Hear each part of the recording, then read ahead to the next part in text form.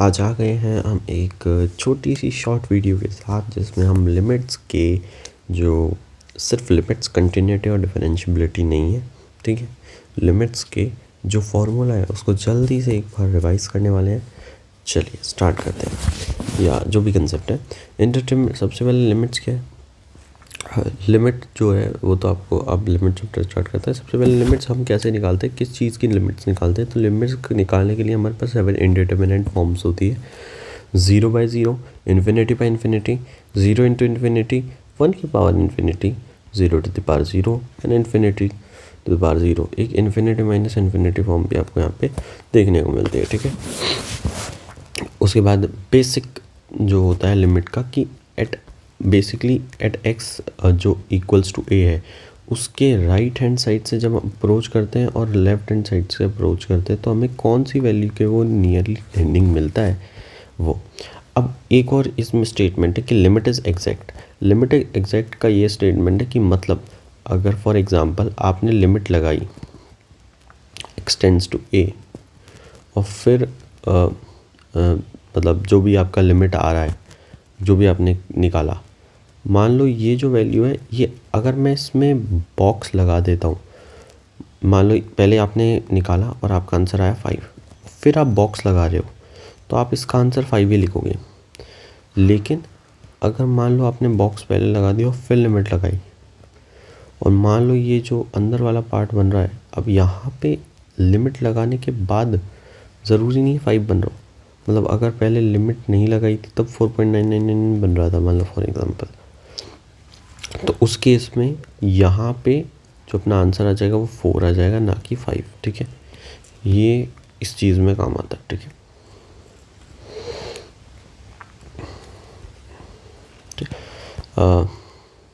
अब जो 0 की पावर इन्फिनिटी है, कई लोग सोचते हैं ये भी क्या है, एक इंडिटरमिनेंट फॉर्म में है, बट नो, ये एक इंडिटरमिनेंट फॉर्म नहीं होती, ये सिंपली आपका 0 ही होता है।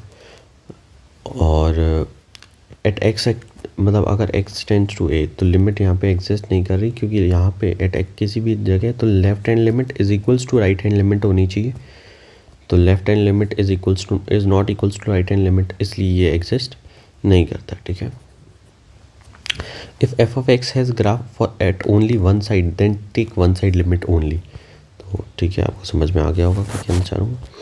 मेथड्स टू सॉल्व, तो हमारे पास फैक्टराइजेशन होता है, रेशनलाइजेशन होता है, एक्सपेंशन होता है, लॉपिटल होता है, डबल रेशनलाइजेशन होता है, बाइनोमियल थ्योरम होती है, और इन्फिनिटी जो होता है बेसिकली उस पे से कॉमन निकालने वाला मेथड्स होता है, और फॉर्मूला।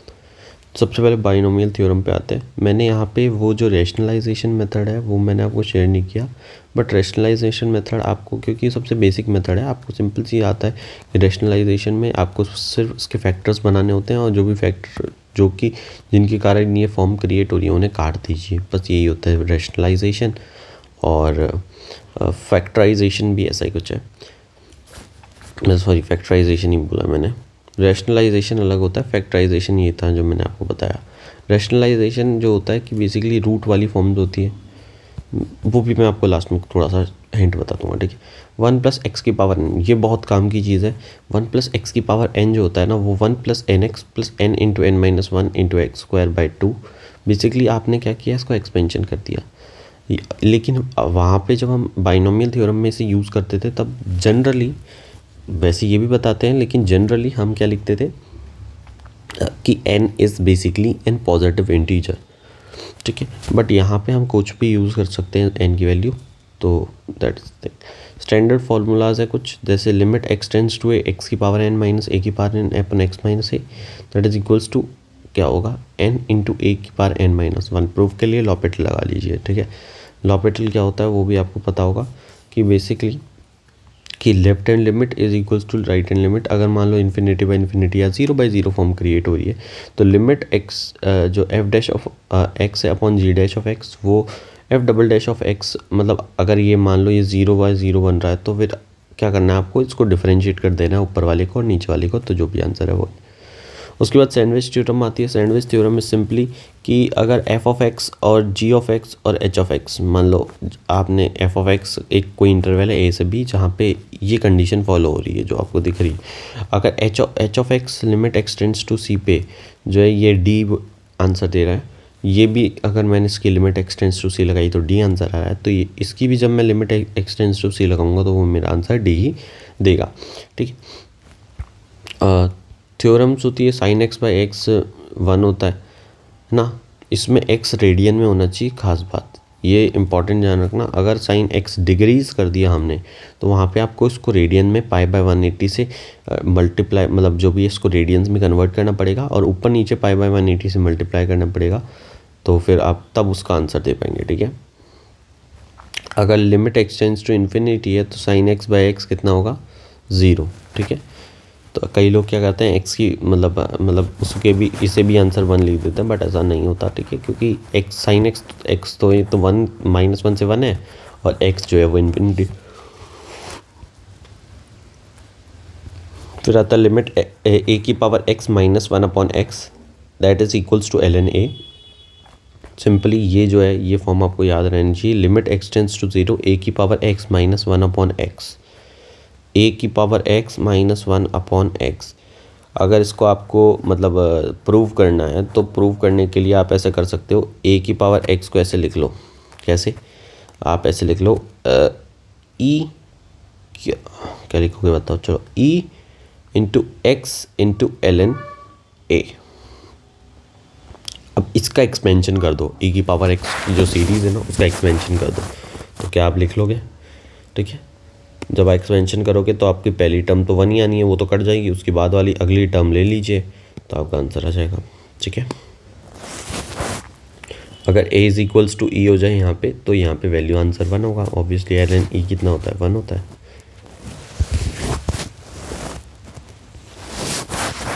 लिमिट 1 प्लस एक्स की power 1 by x is equals to, ये ध्यान रखना, अगर x tends to 0 1 plus x की power 1 by x is equals to e, that is limit x tends to infinity 1 plus x की power, मतलब ये जो आपको दिख रहा है ना, अगर एक्स टेंस टू इन्फिनिटी करो या यहाँ पे एक्स टेंस टू 0 कर लो, यहाँ पे एक्स टेंस टू इन्फिनिटी या फिर यहाँ पे एक्स टेंस टू 0, ध्यान देखो कुछ नहीं किया। अगर x को हम जब सिंपली इन्फिनिटी से रिप्लेस करने वाला मेथड होता है, यहाँ पे आप कभी भी ऐसे दे रखा हो, कभी भी x टेंस टू 0, तो आप उसको क्या कर सकते हो, उसको रिप्लेस कर दो कि कोई नए नंबर से 1/h जिसको आप इन्फिनिटी से रिप्लेस कर सकते हो, या फिर h टेंस टू इन्फिनिटी दे रखा है तो आप फिर जो एक नंबर है वो 1/x जो है उसको 0 को करा सकते हो। ठीक है।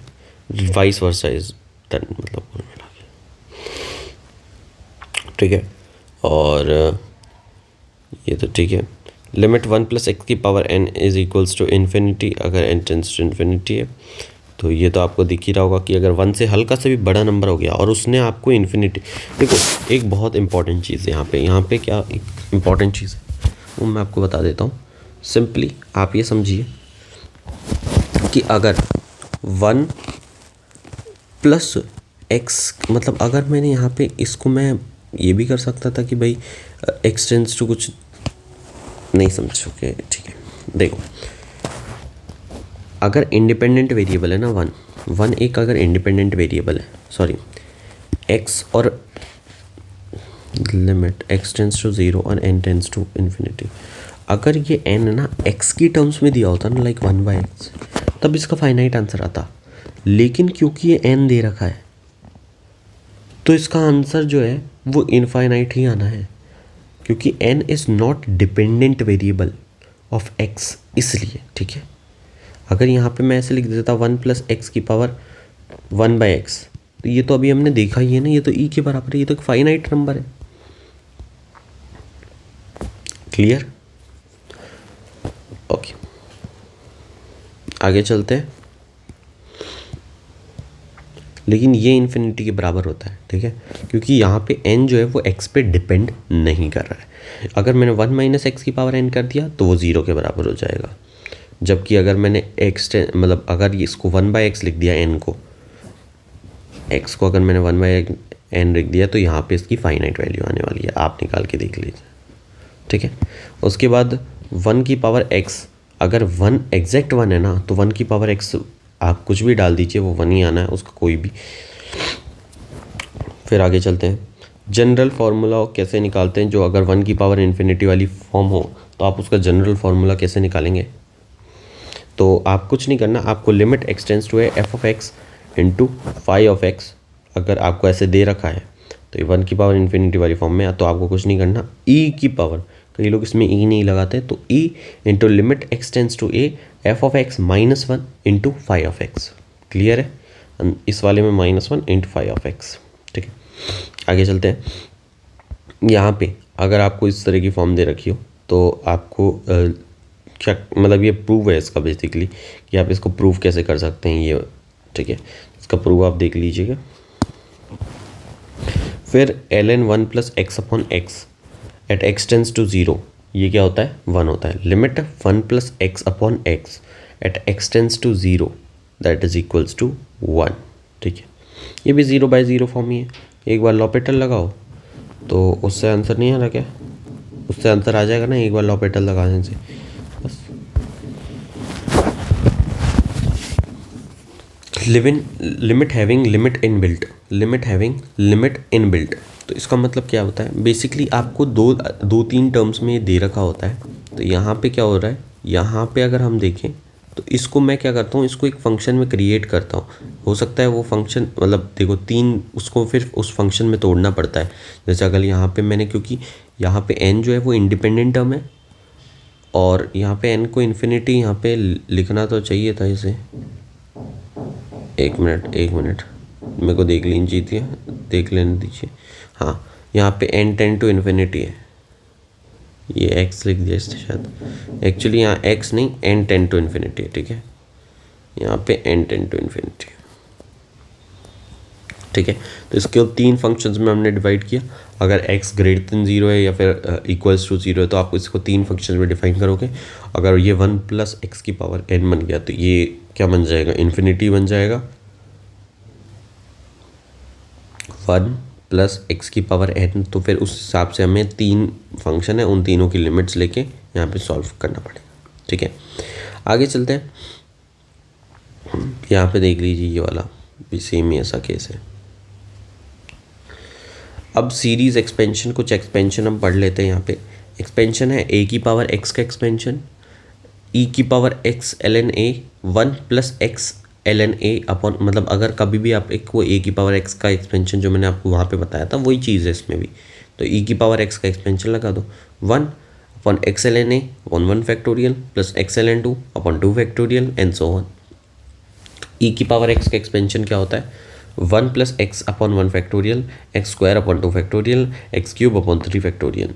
आगे चलते हैं। ठीक है, अब ln 1 प्लस एक्स का क्या एक्सपेंशन होता है, ln 1 प्लस एक्स का एक्सपेंशन होता है x minus x square by 2, x cube by 3, x की पावर 4/4।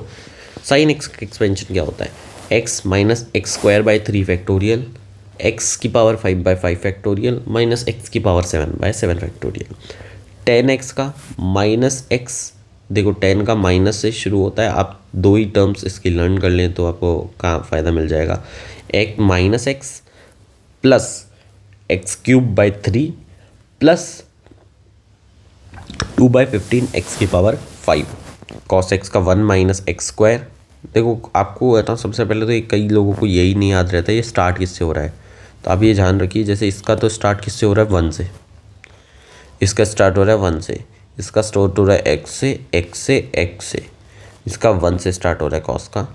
अगर 10 इनवर्स x है ना तो आप कुछ नहीं करना, साइन इनवर्स x की लिख दो, बस उसमें क्या कर दो, फैक्टोरियल हटा दो सारे, तो यहाँ पे आपको यही टर्म मिलने वाली है। ठीक है, साइन इनवर्स x जो है उसमें भी आप देखो तो आप ऐसे समझ सकते हो, क्योंकि दो ही टर्म्स याद करनी है तो आपने क्या किया, पहला वाला जो होता है ऑड नंबर उसका स्क्वायर किया और उसके अगला जो ऑड नंबर है उसका फैक्टोरियल से डिवाइड कर दिया, जो कि इसकी पावर में भी है।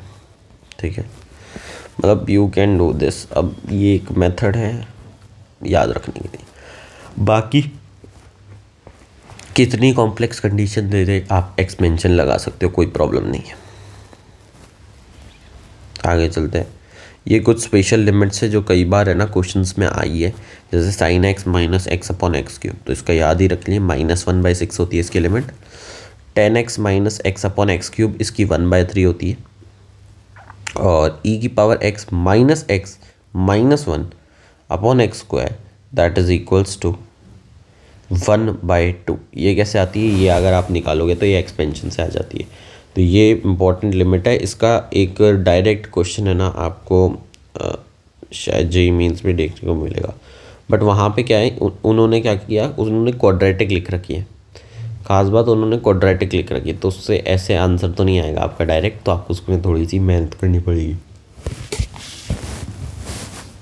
बाकी ये डायरेक्टली एक्सपेंशन से सॉल्व हो जाएगा, इसमें कोई भी प्रॉब्लम यहाँ पे नहीं आने वाली। तो लिमिट के बारे में यही, लेकिन मैंने 2 मेथड्स आपको नहीं बताए, रैशनलाइजेशन और फैक्टराइजेशन, है ना। और भी कोई सा मेथड है, एक बार देख लेते हैं। एक्सपेंशन मैंने आपको बता दिया है, लॉपिटल आपको बता दिया है, डबल रैशनलाइजेशन वो तो उसी में आ जाएगा, बाइनोमियल थ्योरम बता दी है, इन्फिनिटी, मतलब ये तो कुछ ऐसे ही हैं। तो बाकी आपको मैंने सारे फॉर्मूले समझा दिए। अब मैं आपको वो दोनों मेथड्स भी बता देता हूँ, है ना। तो रैशनलाइजेशन क्या होता है ना मेथड, फैक्टराइजेशन तो आप समझते हो कि बेसिकली ऊपर फैक्टर्स बन जाए, कोई भी आपको दे रखा हो, लाइक कोई भी पॉलिनोमियल दे रखा हो, ये पॉलिनोमियल ज़रूरी नहीं है, कोई भी आपको फंक्शंस दे रखा हो, उसके फैक्टर्स बन रहे हो, अगर उस फैक्टर्स के कारण वो नीचे भी बन रहा हो डिनोमिनेटर में, उसके कारण 0/0 या फिर इन्फिनिटी फॉर्म क्रिएट हो रही हो, ऑब्वियसली उसमें 0/0 ही होती है, इन्फिनिटी तो नहीं होती। तो उस फैक्टर को आप कट कर दीजिए और उसमें क्या करो, अब 0 डाल दीजिए, ठीक है, या 0 डाल दीजिए, जो भी नंबर का रिक्वायरमेंट है वो डाल दीजिए, ज़रूरी नहीं है 0 ही हो, ठीक है। उसके बाद आता है हमारा कौन सा, ये रैशनलाइजेशन मेथड। रैशनलाइजेशन मेथड होता है कि आपको ऐसे रूट फूट में आपको आंसर दे रखा होगा, ठीक है। तो अगर सिर्फ नीचे रूट है ना, तब तो एक बार रैशनलाइजेशन से कभी कभार काम चल जाता है। ऊपर और नीचे दोनों रूट हो तो कई बार 2 बार रैशनलाइजेशन भी करना पड़ता है। तो रैशनलाइजेशन आप समझते ही होंगे, इसको रूट माइनस रूट से नीचे वाले से मल्टीप्लाई कर दो, जिससे इस रूट का तो स्क्वायर हो जाएगा माइनस इस रूट का स्क्वायर, और ऊपर ये रूट प्लस ये, मतलब आप समझ गए ना क्या कहना चाह रहा हूँ मैं, ठीक है। बाकी रैशनलाइजेशन यही मेथड होता है। और हाँ, एक छोटा सा और चीज़ कि जो आपको इन्फिनिटी फॉर्म सॉल्व करनी होती है, उसको कैसे सॉल्व करना होता है, उसको मान लो आपको कोई पॉलिनोमियल दे दिया, तो आप उसमें से x की हाईएस्ट पावर कॉमन निकालते हो ऊपर और नीचे से, और x/n जो भी बन रहा होता है, मतलब 1/x की पावर कुछ भी बन रहा हो, तो उस पावर कुछ भी को आप क्या टेंड करा दोगे, 0 करा दोगे, तो x/x की फॉर्म बन जाएगी। लेकिन कभी भी अगर आपको इसमें, जब आपको इन्फिनिटी फॉर्म में रूट दे रखा हो ना, तो एक बार क्या करना, उसको रैशनलाइज ज़रूर कर। So that's about it, and धन्यवाद।